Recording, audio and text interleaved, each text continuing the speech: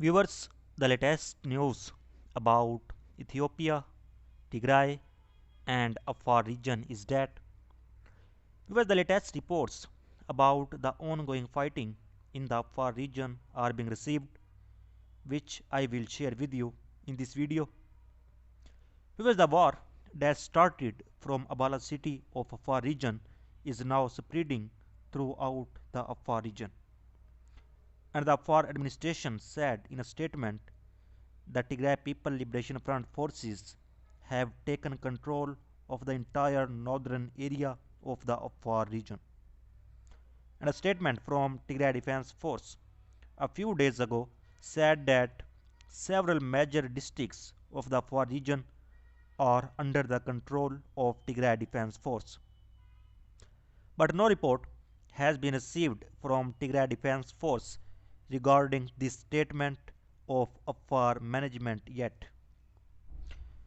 And according to the latest reports, heavy fighting is still going on the sides of Birhale and Konobo.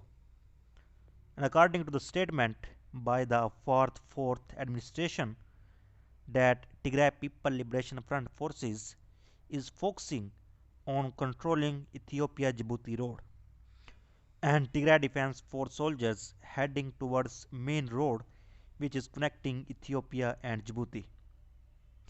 West Tigray Defense Force also made several attempts last year to gain control over the road, but Tigray Defense Force could not get any success.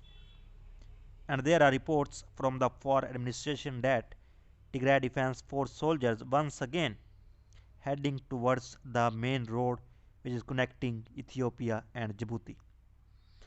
Thus, many people have migrated due to the ongoing fighting in the Afar region, and the number of displaced persons has exceeded 3 lakh. And according to the latest reports from Oromo Liberation Army, in Buluhora districts of Guji, Oromo Liberation Army forces took action against Tigray military units attempting to pass through Rofi town. And in this action, 17 soldiers of the Ethiopian army being killed and 10 being injured by Oromo Liberation Army fighters. And in Nagile Burana town, heavy fighting on the main road leading to the town resulted in over 60 Ethiopian army soldiers being killed and over 100 injured. And in Goro, Adola districts of Guji, Oromo Liberation Army forces took action against Ethiopian army units relying in Jidola town, and the Ethiopian army was forced to fully withdraw from the area after suffering over 50 casualties. And in Buluhora districts of Guji, Oromo Liberation Army forces took action against a Ethiopian army convoy that was part of Abiy Ahmed and Shemiles Abdiasa's security detail during their visit to Yebilo. And one vehicle carrying 18 members of the Republican Guard was completely destroyed, and a second escaped after sustaining severe damage. Apart from this, in Karcha districts of Guji, Oromo Liberation Army forces took action against regime stronghold in an area called Guracho, resulting in 4 Ethiopian army soldiers being killed and 6 being injured. And in Sabah Boro districts of Guji, Oromo Liberation Army forces took action against a regime military patrol, resulting in 17 soldiers killed and 8 being injured. And in Vadara districts of Guji, Oromo Liberation Army forces took action against a regime military patrol in Sokora, Harte, resulting in 6 regime military soldiers being killed and 6 being injured. And in Central Zone, Ambo districts of West Sheva, Oromo Liberation Army forces took action against the following 3 regime military positions simultaneously. Regime forces encamped in a Diki elementary school, and regime forces encamped in Kuliti town's rural road administration building, and regime forces encamped in Tule school. And in Hidabo, Abute districts of North Sheva, an attack on a regime military camp resulted in over 40 enemy combatants being killed, including 4 officers, and several AKMS, BKMS, and bags of munitions were captured. And Vara, Jerso district of North Cheva, an attack on Nizam military positions in Kasame town resulted in 15 enemy combatants being killed. And in Dagam district of North Sheva, an attack on a Nizam military camp resulted in over 20 enemy combatants being killed.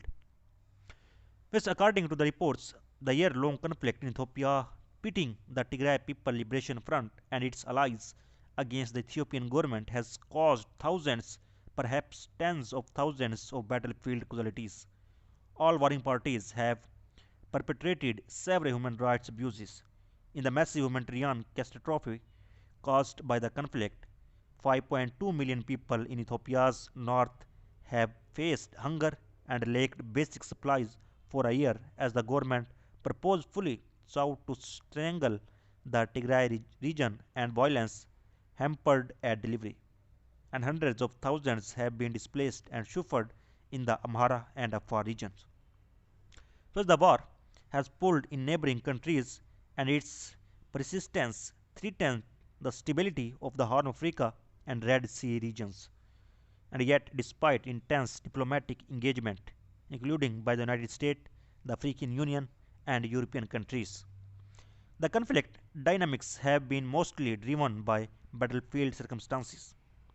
Beyond controversial military support for the Ethiopian government, the conflict attracted intense international diplomacy from the United States and various European and African countries, including Kenya. And Washington appointed Ambassador Jeffrey Feltman, a renowned, a highly accomplished diplomat and broking colleague, as special envoy for the Horn of Africa. And the African Union appointed Nigeria's former President Obasanjo as its high representative. These various efforts to bring about negotiation between the Ethiopian government and the Tigray People Liberation Front have emphasized more or less than the same elements since November 2020. A comprehensive ceasefire, the withdrawal of Ethiopian National Defense Force, Tigray, Amhara, and Afar warring parties and associated militias to their original territories, and the departure of Eritrean forces from Ethiopia, and unhampered humanitarian access, and inclusive peace negotiation about equitable power distribution in Ethiopia.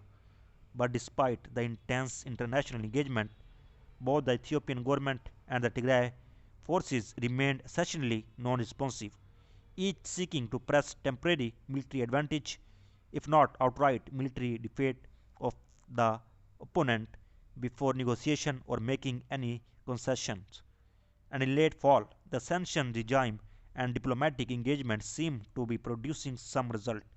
In November, the Ethiopian government finally restored a humanitarian work license to Medicines Sans Frontiers, but still withheld it from the Norwegian Refugee Council.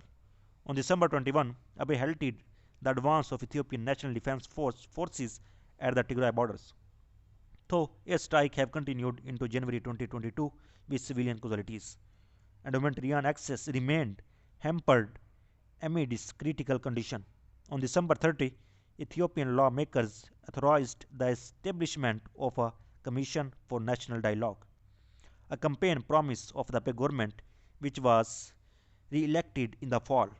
And United Nations Secretary General Antonio Guterres and other diplomats and commentators have called on Ethiopia's warring parties to seize the opportunity and work with international mediators, including Obasanjo, to begin end of conflict negotiations.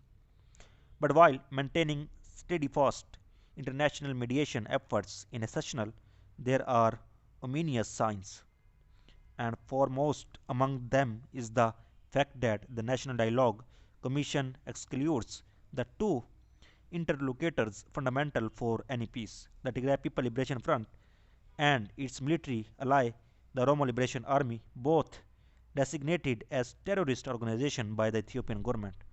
Moreover, the various high incomplete steps taken by the Ethiopian government may have been taken principally to avert Ethiopia's removal from AGOA. But on January 1st, the United States did remove Ethiopia from the trade program. Thus, at the end of January, indirect reports began circulating that the Ethiopian government may be willing to start negotiation with the Tigray People Liberation Front. Even should those reports prove accurate, it is not clear that Addis Ababa will seek anything other than a victor's peace and strong punishment of the Tigray People Liberation Front leader, which would deter any deal. The insurgency may well resurrect itself in the Tigray region, bringing the counter back to the March-April 2021 state of affairs, while the catastrophic suffering of people in northern Ethiopia continues. And the demo demonstrated it seeks a genuinely inclusive peace. The Ethiopian government should finally allow unfettered humanitarian access to Tigray and release the many Tigray and Oromo arrested across Ethiopia merely because of their ethnicity. And a base January release of several arrested opposition politicians is a good first step, but insufficient. Any meaningful negotiations will need to move away from the Abe government's punitive counter-terrorism framework and incorporate transitional justice with leniency and inclusively for both Tigray People Liberation Front leaders and Tigray fighters. And the Abe government and its Amhara supporters will demand disbanding the Tigray forces, but even doing so with robust international support, disarmament, demobilization, and reintegration efforts will be extremely unpactable to the Tigray. In short, any eventual negotiations would not be easy or fast and may break down repeatedly. So viewers, so far the latest update. For more latest update, please subscribe channel. Thanks for watching.